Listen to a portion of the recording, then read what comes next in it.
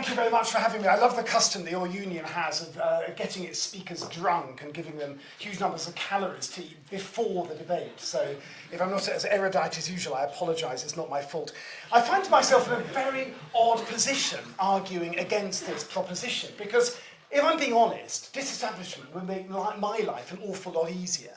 It would mean the Church of England could appoint its own bishops rather than being appointed by secular prime ministers. It would make our decision-making and law-making far faster because we wouldn't have to have church laws rubber-stamped in Parliament. It would mean we'd lose the obligation to be present in every part of the country. It would also save eye-watering amounts of money because the Church of England makes nothing from the establishment, but it costs us an awful lot to maintain it. So I want to argue not from the point of view of a bishop or the church, but from the point of view of the nation. Because I want to suggest that disestablishment would be bad news for our nation and for how we relate to one another. And I argue that in three ways. First of all, establishment gives the Church of England a duty of care for every person in this country. You may have heard the phrase cure of souls. When I appoint a vicar to a parish, I give them the cure of souls. It's a legal thing. They're not just chaplains to a gathered Sunday congregation. Their job is to serve every single person resident in that parish. And that goes very, very deep in terms of our self-understanding as the Church of England and our responsibility for everyone. That's the reason we deploy highly trained priests to every community in this country at no cost to the taxpayer.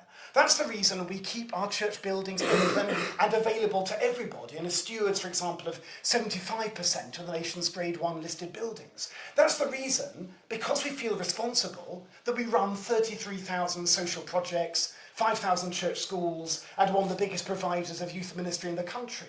That's the reason people sit searching for truth, looking for answers to their questions, searching after the truths of God, can find that in a family, not just that they're welcome to, that they belong to. If you're vulnerable or poor or struggling or don't know where else to turn, by law, the Church of England is there for you. You have a legal right to its ministry.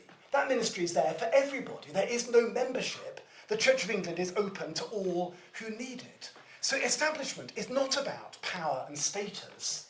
It's about presence and it's about service. So that's the first point. Establishment gives the Church of England a duty of care to everyone. Then second, the Church of England gives a place for faith. One thing that fascinates me, as someone who's done a lot of interfaith dialogue, is that those who are most passionately opposed to establishment tend not to be Anglican clergy.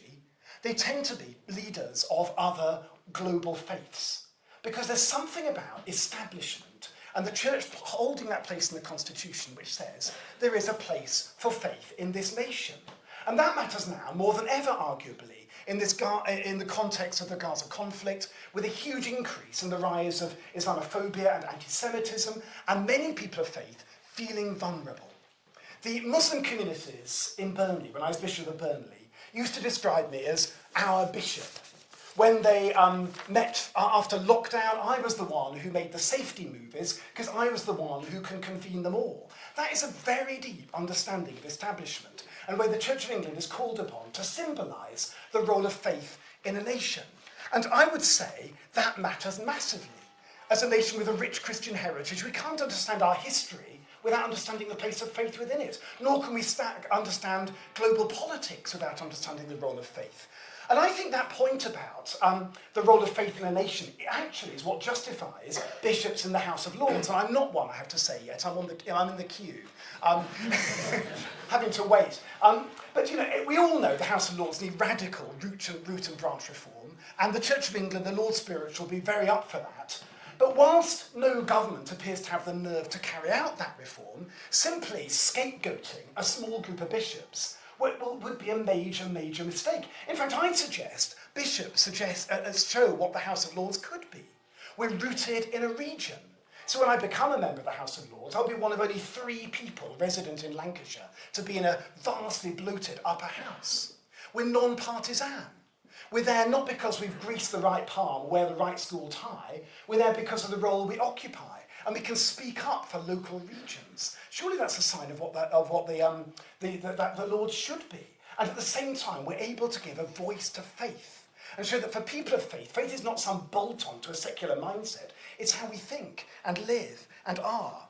So to disestablish, I think, would for no good reason sideline and privatise faith, and that's something that nobody would benefit from. And then thirdly, establishment makes a statement about who we are as a culture. We live in a transactional culture.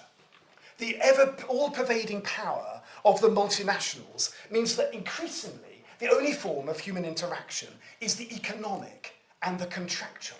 We're being commodified as human beings. We're being marketised. We're even in public services. We think of ourselves more and more as consumers, buying education, buying healthcare through our taxes from the state.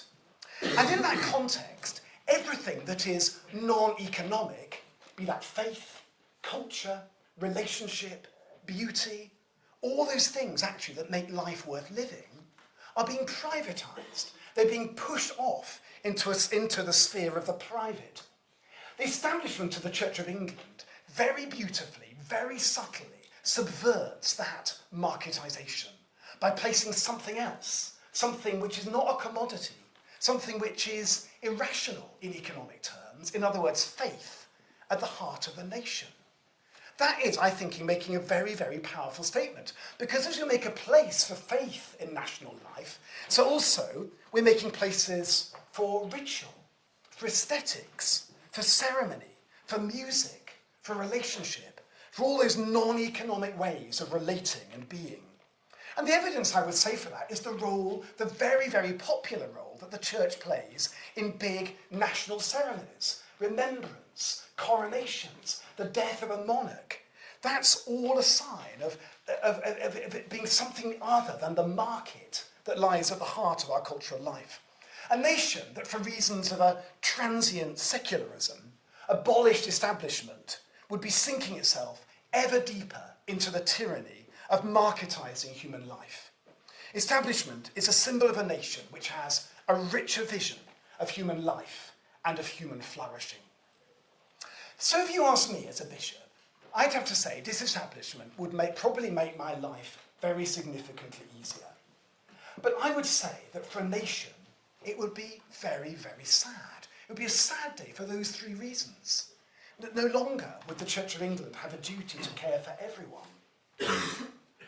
No longer would we be saying there is a place of faith at the heart of our national life. And also, we'd no longer be making that powerful statement that it is human life, human relationship, human joy that lies at the heart of our national life, not the market. Many would say establishment is an anomaly. And of course it is an anomaly, let's face it. But anomalies can be very precious things. And nations play around with their anomalies at great risk. Yes, it may make rational sense to abolish establishment, but I would also say we'd be a much sadder and much more monochrome nation without it. Thank you so much for listening.